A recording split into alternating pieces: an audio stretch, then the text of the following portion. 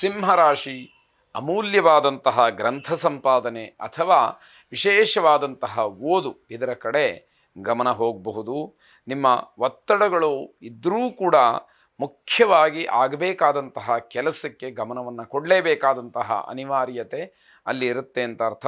ಕುಟುಂಬದಲ್ಲಿ ಹಲವಾರು ದಿವಸದಿಂದ ನೆರವೇರದೇ ಇರತಕ್ಕಂತಹ ಕೆಲಸ ಇವತ್ತು ಪೂರ್ಣವಾಗುತ್ತೇನೋ ಅನ್ನುವಂತಹ ಭರವಸೆ, ಆ ಒಂದು ನಂಬಿಕೆಯನ್ನು ದೃಢ ಮಾಡಿಕೊಳ್ಳೋದಕ್ಕೆ ಬೇಕಾದಂತಹ ಒಂದು ವಾತಾವರಣ ನೋಡುವಂಥದ್ದಾಗತ್ತೆ. ಸ್ನೇಹಿತರ ಕೆಲವು ಕೆಲಸವನ್ನು ನೀವು ಮಾಡಿಕೊಟ್ಟು ಅವರಿಗೆ ಬೇಸರವನ್ನು ಉಂಟು ಮಾಡ್ತೀರಿ. ಅವರು ಹೇಳಿದ ಕೆಲಸ ಮಾಡಿಕೊಡ್ತೀರಿ, ಆದರೆ ಆಡುವಂತಹ ಮಾಸು ಅವರಿಗೆ ಬೇಸರವನ್ನು ತರುತ್ತೆ ಅನ್ನುವಂತಹ ಅರ್ಥದಲ್ಲಿ ಇದೆ. ಹಣ, ವಸ್ತ್ರ ಇವೆಲ್ಲವೂ ಕೂಡ ಮನಸ್ಸಿಗೆ ಸಮಾಧಾನವನ್ನು ಕೊಡ್ತಕ್ಕಂತಹ ಸಂದರ್ಭ. ಪ್ರೇಮಿಗಳಿಗೆ ತುಂಬ ಒಳ್ಳೆಯದಾದಂತಹ ದಿವಸ, ಆದರೆ ದುರುಪಯೋಗ ಮಾಡಿಕೊಳ್ತಕ್ಕಂತಹದ್ದು ಬೇಡ. ಈಶ್ವರಾರಾಧನೆಯನ್ನು ಮಾಡಿ. ಶುಭವಾಗಿ. ಕನ್ಯಾ ರಾಶಿ ಹಿರಿಯರ ಮತ್ತು ಸಂಗಾತಿಯ ಮಾತಿಗೆ ಬೆಲೆಯನ್ನು ಕೊಡಬೇಕಾದಂಥದ್ದು. ಶತ್ರುಗಳ ಆಕ್ರಮಣದ ಸೂಚನೆ ಇದೆ. ತಾಳ್ಮೆ ಇರಲಿ, ತಾಳ್ಮೆಯನ್ನು ಕಳ್ಕೊಳ್ಳುವಂಥದ್ದು ಬೇಡ. ಉದ್ದಟತನದ ಮಾತು, ತಿರಸ್ಕಾರದ ಮಾತು ಇದು ಯಾವುದಿದ್ರೂ ಕೂಡ ತೊಂದರೆಯಾಗುತ್ತೆ, ಅದನ್ನು ಗಮನಿಸ್ಕೊಳ್ಬೇಕು. ಭಾವನಾತ್ಮಕವಾದಂತಹ ಸಂಬಂಧವನ್ನು ಹೊಂದಿರತಕ್ಕಂಥವರಿಗೆ ಆಘಾತವಾಗುತ್ತೆ. ನಿಮ್ಮ ಭಾವನೆಗೆ ಬೆಲೆ ಸಿಕ್ಕೋದಿಲ್ಲ ಅಂತ ಅರ್ಥ. ನೀವು ಆಡ್ತಕ್ಕಂತಹ ಮಾತು ನಿಮಗೆ ತೊಂದರೆಯನ್ನು ಮಾಡುವಂಥದ್ದು. ದೂರದಿಂದ ಅಶುಭ ವಾರ್ತೆಯನ್ನು ಕೇಳಿ ಮನಸ್ಸಿಗೆ ಏನೋ ಒಂದು ರೀತಿಯಲ್ಲಿ ಹಿಂಸೆ ಆಗುವಂಥದ್ದು, ನೋವಾಗುವಂಥದ್ದು. ಇದೇ ಮಾತು ನಿಮಗೆ ಪರಿಹಾರ ಮಾರ್ಗ ಕೂಡ ಆಗಬಹುದು. ಆಲೋಚನೆ ಮಾಡಿ ಹೇಗೆಲ್ಲ ಆ ಮನಸ್ಥಿತಿ ಇರುತ್ತೆ, ನಾವು ಯಾವ ರೀತಿಯಲ್ಲಿ ಯೋಚನೆಗಳನ್ನು ಮಾಡ್ತೀವಿ ಅನ್ನುವಂಥದ್ದು. ಪ್ರಯಾಣ ತುಂಬ ಆಯಾಸವನ್ನು ಉಂಟು ಮಾಡ್ತಕ್ಕಂಥದ್ದು.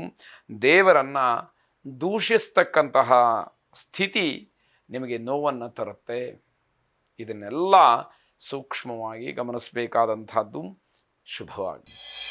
ತುಲಾರಾಶಿ ಮನೆಯಲ್ಲಿ ಶಾಂತಿಯ ವಾತಾವರಣ ಕದಡಿ ಹೋಗಿ ಏನೋ ಒಂದು ರೀತಿಯಲ್ಲಿ ಆತಂಕಕ್ಕೆ ಕಾರಣವಾಗುತ್ತೆ.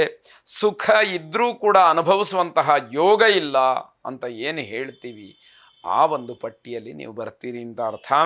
ಮಾನಸಿಕವಾದಂತಹ ಕಿರಿಕಿರಿ, ಹಣದ ಅಭಾವ, ಬೇಸರ, ಸಂಬಂಧಗಳಲ್ಲಿ ಏನೋ ಒಂದು ರೀತಿಯ ಒಡಕು ಇವೆಲ್ಲವನ್ನು ನೋಡಬೇಕಾದಂತಹ ದಿವಸವಾಗುತ್ತೆ.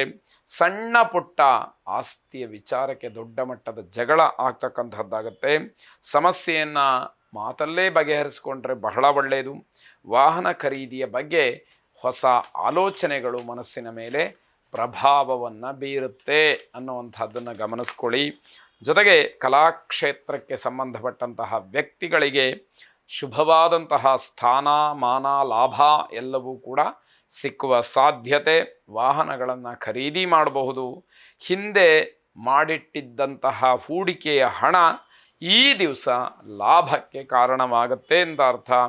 ಅಶಕ್ತ ರೋಗಿಗಳಿಗೆ ಒಂದಷ್ಟು ಹಣ್ಣುಗಳನ್ನು ಕೊಡಿ, ಧನ ಸಹಾಯವನ್ನು ಮಾಡಿ. ಶುಭವಾಗಿ. ವೃಶ್ಚಿಕ ರಾಶಿ ಕಮಿಷನ್ ಏಜೆಂಟ್ಸ್ಗಳಿಗೆ ಲಾಭದಾಯಕವಾದಂತಹ ದಿವಸ. ಬೆನ್ನು ನೋವಿನ ಸಮಸ್ಯೆ ನಿಮಗೆ ಹೆಚ್ಚಾಗಿ ಕಾಡಬಹುದು. ನಿವೃತ್ತ ಸ್ಥಾನದಲ್ಲಿರತಕ್ಕಂತಹ ನೌಕರಿ ಅಥವಾ ನೌಕರರಿಗೆ ಸ್ವಲ್ಪ ಮಟ್ಟಿನ ಕಿರಿಕಿರಿಯಾಗುತ್ತೆ. ಕುಟುಂಬ ಮತ್ತು ವ್ಯವಹಾರ ಈ ಎರಡನ್ನೂ ಕೂಡ ಸಮತೋಲನದಲ್ಲಿ ನಡೆಸಿಕೊಂಡು ಹೋಗಬೇಕಾದಂಥದ್ದು ಅತಿ ಮುಖ್ಯವಾಗುತ್ತೆ.